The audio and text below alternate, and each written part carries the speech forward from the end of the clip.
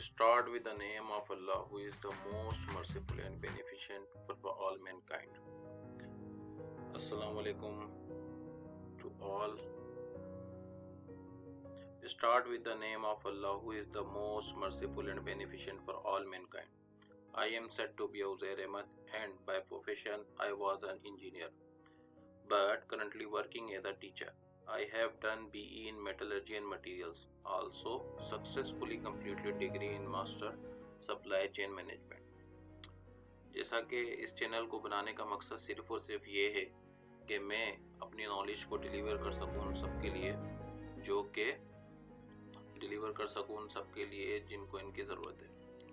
और मैंने इसी को देखते हुए इस तहकीक पे पहुंचा कि जो करंटली अभी हॉट टॉपिक चल रहा है, सब लोग इसी प्रिपरेशन के लिए हैं कि जो कमिंग हमारा जो है JST का टेस्ट जो हमारा आ रहा है, ठीक है, IB का, उसी सिलसिले में ये छोटी सी वीडियो मैंने बनाने की कोशिश की है ताकि मैं इसमें सिर्फ इंट्रोडक्शन और उस जॉब से रिलेटेड कुछ चीज़ें बना सकूं, और एक लास्ट में एक इम्पोर्टेंट अपडेट है वो भी मैं आपको दे सकूं JST के हवाले से। तो स्टार्ट करते हैं। ये जो कि आप सामने देख रहे हैं ये मेरा इंट्रोडक्शन है। इसके बाद जो है हम चलते हैं कि आगे हमारे लिए क्या है। तो सबसे पहली चीज़ हमने ये देखनी पड़ेगी कि हम स्टार्ट कैसे करें, हाउ वी स्टार्ट। मेरी नज़र में दो तरीके हैं स्टार्ट करने के।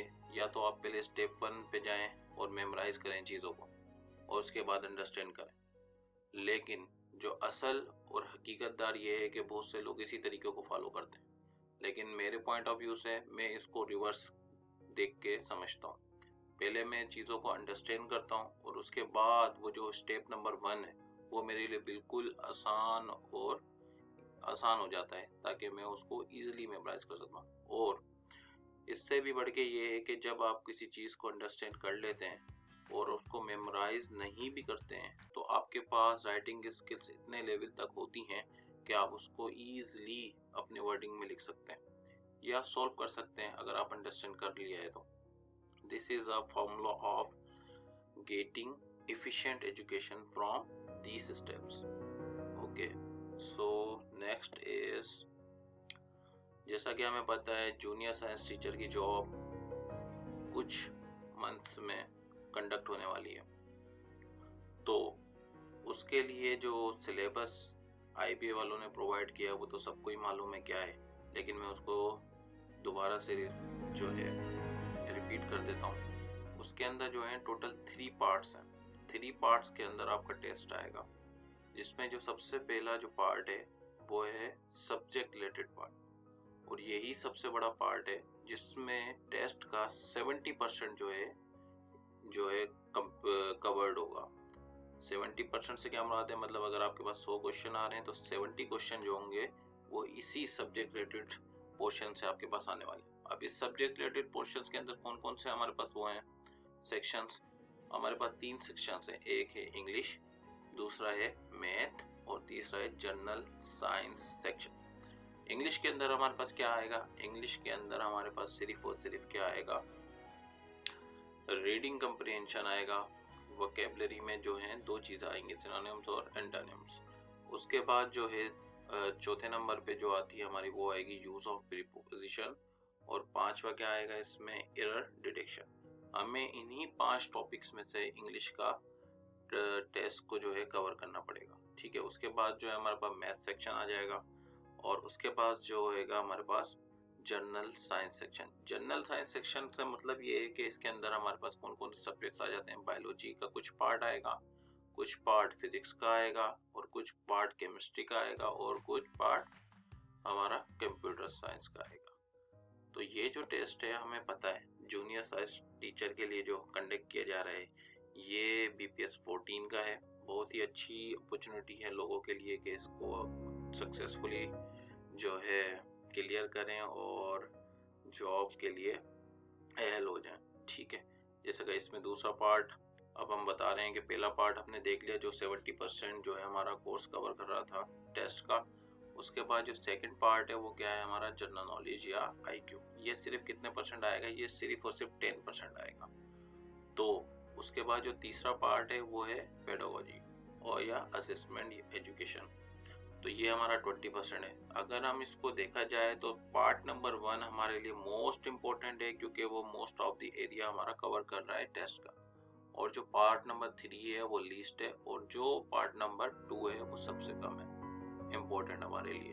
तो सबसे पहले हम पार्ट 1 को ही कवर करेंगे, ताकि जो है मैक्सिमम हमारा टेस्ट जो है अच्छे नंबर्स के साथ क्वालिफाइड कर लें हम, ताकि हमारी जो मेरिट लिस्ट बने उसमें हम मैक्सिमम जो है नंबर ले सकें और अच्छी मेरिट लिस्ट पे आ सकें। उसके बाद जैसे कि मैंने आपको बताया था कि जो अभी लेटेस्ट अपडेट ये है कि बहुत से जो कैंडिडेट्स हैं उन्होंने इसी में अप्लाई किया था जीएसटी टीचर के लिए, लेकिन उनका तकरीबन कुछ टाइम पहले जनवरी में उनको एक मैसेज आया था कि आप जो है रिजेक्ट हो चुके हैं, और उसका जो है आप पढ़ सकते हैं, you had applied for the post for the junior science teacher, your application has been rejected, kindly check your application status.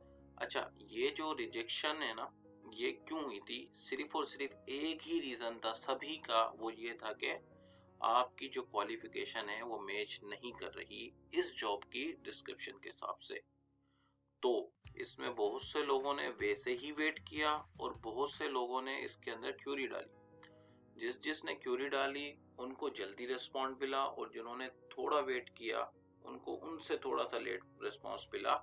लेकिन कुछ हफ्ते पहले, एक हफ्ते पहले तकरीबन जो है, यही आप देख सकते हैं, ये पहला मैसेज है और दूसरा पेज है, उन्होंने इस चीज़ को एक्सेप्ट किया आईबीए वालों ने, और उनकी एप्लीकेशन को एक्सेप्ट कर लिया। पहले उन्होंने रिजेक्ट किया और फिर उन्होंने इसको एक्सेप्ट कर लिया। तो अब वो लोग जो क्वालिफिकेशन की वजह से रिजेक्ट हो चुके थे वो अब अहल हो चुके हैं इस टेस्ट के लिए। तो काइंडली आप भी अब जाएं और अपना स्टेटस चेक करें। अगर आपके स्टेटस में ये चीज़ है कि आप रिजेक्ट हो चुकी है, तो आप काइंडली उसमें क्यूरी डालें कि आपकी जो क्वालिफिकेशन है वो एज पर दी एडवर्टाइजमेंट है। तो इंशाल्लाह इस चीज़ को नोट करेंगे और वो अपनी जो स्टेटस है आपके लिए चेंज करेंगे। Thank you very much. ये वीडियो सिर्फ और सिर्फ ये इंट्रोडक्शन है, और कुछ चीज़ें हैं जो कि हम स्टार्टिंग में आपको बता रहे थे कि हम इस तरह से अपने बोले। अच्छा, चीज़ें इस तरह की हैं कि इंशाल्लाह हम शॉर्ट वीडियोस की तरफ जाया करेंगे और सब्जेक्ट के रिलेटेड टॉपिक्स को हम डिस्कस किया करेंगे। अब दो तरीके के लोग होते हैं। अब एक तरीके के लोग ये होते हैं कि इंसान जो है ना, वो मैं जैसे पहले लोगों को कई धोखा है कि वो बुक्स खोल लेते हैं एमसीक्यूज की और उसको पढ़ते रहते हैं। उनको कॉन्सेप्ट उसका क्लियर नहीं होता कि ये एमसीक्यूज जो है इसका ठीक है डी सही जवाब है, लेकिन क्यों जवाब सही है, ठीक है। उसके बाद जब वो टेस्ट के लिए जाते हैं तो वो कंफ्यूज हो जाते हैं कि हालांकि वो डी था या सी था। जब आप उन टॉपिक्स को अच्छी तरह अंडरस्टैंड कर लेंगे तो डजंट मैटर वो ऑप्शन सी पे आए या वो डी पे आए, आपके लिए मुश्किल ही नहीं होगा उसका जवाब देना, क्योंकि आपको उसका लॉजिकली रीजन पता होगा कि इस सवाल का जवाब ऑप्शन सी है या ऑप्शन डी है। इसीलिए हमने यही कहा था स्टार्टिंग में कि हम पहले चीज़ों को अंडरस्टैंड करेंगे और उसके बाद हम उसको मेमोराइज करेंगे। और अगर हम मेमोराइज करने की इतनी ताकत नहीं रख सकते तो हम अपनी राइटिंग स्किल्स से उसको सॉल्व करेंगे। Thank you very much. Kindly channel को फॉलो और सब्सक्राइब कर लीजिएगा। Thank you very much. मिलते हैं नेक्स्ट वीडियो में।